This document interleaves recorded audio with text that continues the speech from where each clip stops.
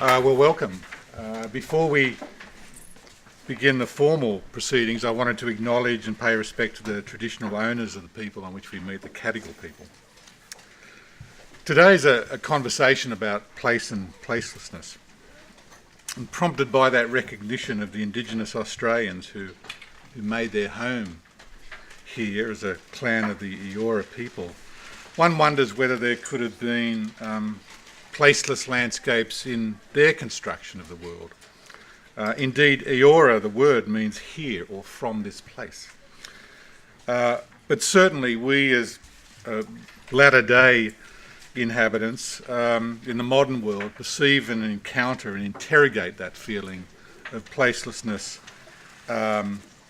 quite often. And it's a great, I think, lens or portal for thinking about all manner of interconnected intellectual and practical concerns: sense of place, placemaking, place branding, place management, and so on. And also the issues that flow from that lens into equitable cities, implications for urban design. Ongoing theoretical debate and policy positionings around the concepts of place and placelessness find early roots in the work of the geographer Ted Ralph and his classic 1976 book, Place and Placelessness. In that work, he lamented the casual eradication of distinctive places in the wake of the forces of modernisation, including mass communications and mass culture, big business pursuing profit-seeking activities leading to commodification of landscapes where economic efficiency was privileged over all else. Increased mobility, particularly of tourists, disrupting historic ties between people and place and asserting a culture of homogenisation. And centralised state power, and in particular, standardised and impersonal hyperplanning. All of these forces, individually and collectively, lacking a sensitivity to the particularities of locality and seeking to imitate abstract models of spatial organisation. Placelessness, wrote Ralph in 1976, is, quote, the weakening of the identity of places to the point where they not only look alike but feel alike and offer the same bland possibilities for experience. Placeless spaces are anonymous and exchangeable. Uniformity and standardisation replace diversity. Authenticity is eroded as they lose their lived-in character.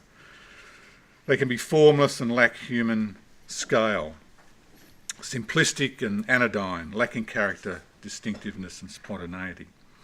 This conceptualisation of place and placelessness from the 1970s was deeply embedded in a broader paradigm critique and shift within human geography, rejecting positivist approaches to the understanding of space based on nodes and networks and numbers, for a more humanistic orientation, in part harking back to an older style of landscape geography. So today's event has been constructed around a diverse and critical revisiting of some of these ideas, and more especially Ted's presence and participation in the exercise, and it's wonderful to be able to welcome him to Sydney.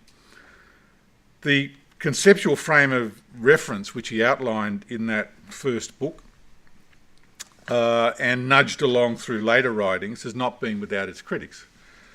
Time moves on, and a formulation originated in a geography PhD 40 years ago is kind of a sitting duck for criticism as out of touch with what places are really like today.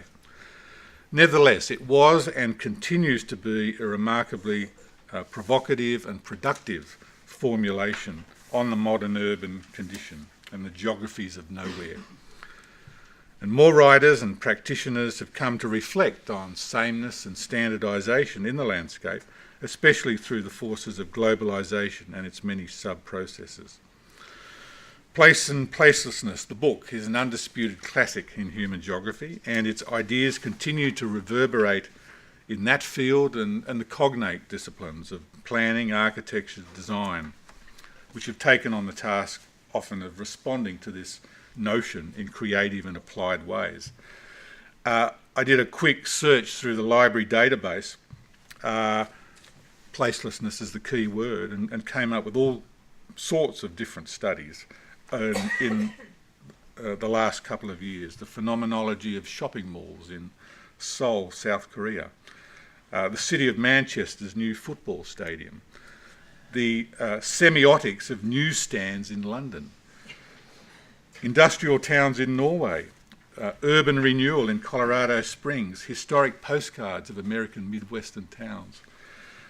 So we're going to add to this list today, and it's an occasion that brings together two other drivers of research in the Faculty of the Built Environment. First, the Symposium is an initiative of our faculty's People and Place Research Cluster, ably led by Kate Bishop, who's our MC for the day. This cluster, like the others we have in the faculty, consists of researchers, both staff and higher degree students, focused on an understanding of particular issues. They're collaborative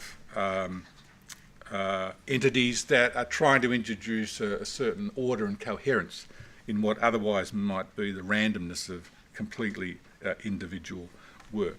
The primary mission of this cluster is to look at aspects of the relationship between people and their environments. And it sits alongside the other four we have in the faculty, one on design research, another on historic built environments, a third on smart cities, and a fourth on infrastructure. And these various groups are taking on an increasing public presence. The design research cluster has showcased its work through design weeks, Vivid Sydney and other events.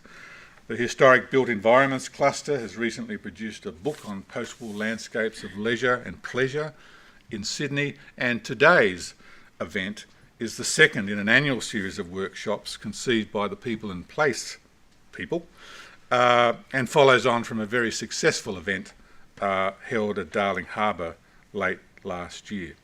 So this symposium today builds on last year's model, and to that end we especially welcome the practitioners who have accepted our invitation to join us today. The second catalyst for our meeting today is a special partnership that we've been nurturing with the Bartlett Faculty of the Built Environment at University College London. A partnership across research and teaching being led by our Deputy Dean and Director of the Australian Graduate School of Urbanism, Alan Peters, who joins us today. We're keen to do things together through collaborative research projects. We've already participated in workshops in London, one on regional governance last year, another just a couple of months ago on localism and belonging. So today we get to welcome two colleagues from UCL, Professor John Tomini and Dr. Lucy Montague. Lucy is a teaching fellow and John is Professor of Urban and Regional Planning with a distinguished background in local and regional development studies. As with TED Relf, we are maximising the value add delivered by our international visitors, and just as TED yesterday gave a lunchtime faculty seminar, John last night delivered a terrific Utzon lecture on governing London. So welcome to John and Lucy today too. Also joining us is another visitor from afar, Kim Dubby, who's Professor of Architecture and Urban Design at Melbourne University. Kim gets to try and make sense of the proceedings at the end of the day, but he's well credentialed for that task, sharing his own views on the subject matter, and his credentials come through being the author of several books on urban design space, most recently Becoming Places. So welcome Kim too. Alongside these international and interstate luminaries, we have our own University of New South Wales team, based largely around the People and Place cluster. And from those ranks, we have two other keynote speakers for the day, meaning they get 30 minutes, where the rest of us just get 15. And that's John Lang and Linda Corkery. Our intention ultimately is to try and get a book out of today's proceedings, but today is really a workshop where we can test our ideas, and so we're going to be welcoming comment and critique through the day. But certainly our focus over the last few weeks has been very much getting today's event together, and I wanted to thank Radina Atme for her indispensable role in that process, also Rachel Cogger lending a hand, and Kate Bishop, the convener of the People in Place cluster, has also been deeply involved in the logistics. So she takes on the role of Symposium Chair, and I'll hand it over to her now. Kate.